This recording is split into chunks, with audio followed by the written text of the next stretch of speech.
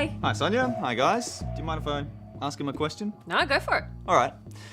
When was the last time you walked into your comic book shop or your pop culture store and saw that there was a Hellboy figure or statue sitting on the shelf? Yeah, you don't see a lot of them around, really, do you? Exactly. And you'd think that you would because, Hellboy's a pretty big thing. Well, at least his right arm is anyway. But I would think that you would see Hellboy figures everywhere, but you don't because as soon as those suckers hit the shelves, they're gone skis. That's true, but you did manage to source a couple for today. I did, with help thanks to some King's staff members. They know who they are. Jim and Steve. Thanks, guys. What we have here are the Abe Sapien and Hellboy animated statues. They are both Dark Horse Deluxe figures by Diamond Select, based on the Hellboy animated films Sword of Storms, Blood and Iron, and the unreleased The Phantom Claw. They're sculpted by Tony Cipriano. This guy's work, I gotta say, is phenomenal. Yeah. Seriously, he can do anything. And if you're keen on checking out his work, you should check out his show reel on YouTube. It's awesome. Ooh, but back to these statues, I gotta say, I really love the look of these guys. Yeah.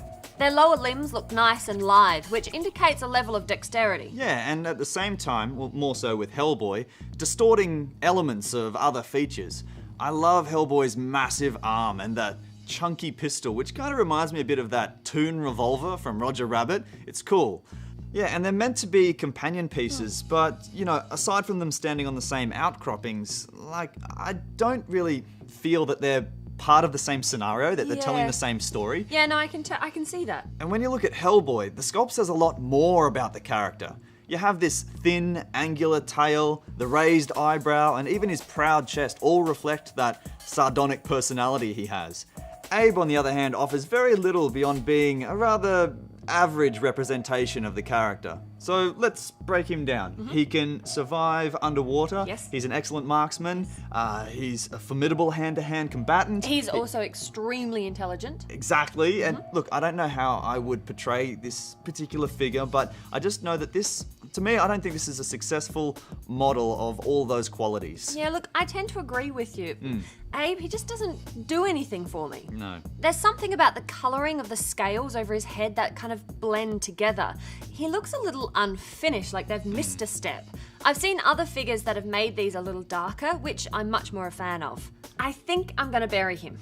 Right, well that's fair enough. Look, I'm thinking along the same lines. I like the determination in his face and the balance of the character, but as a secondary character, excluding the BPRD series, I think I want more. I want an extra push from these characters. Give me a reason to put this other character on the shelf next to my Hellboy. Yeah. So, yeah, I'm gonna give this one a bury too. Yeah, but with Hellboy, that's definitely a buy. I love the movement in this piece. He also has great paintwork, and the small elements like the trench coat flicking around make the design really catchy.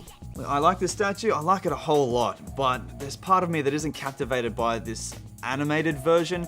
I think I'd prefer to have something akin to the rugged look of the comic books. I want something that's a little grittier, so I'm only going to give this one a borrow. Okay. Yeah, but for those of you who are looking for a collectible, a Hellboy collectible to put on your shelves, there's something that's out at the moment that's pretty cool. You should check out the Hellboy Seed of Destruction limited edition. You can get yourselves a hard copy of Volume 1 and also a 3-inch PVC figure, which I think is pretty cool. Yes. Boom. Are you being a cannon? No, that's my right hand of doom.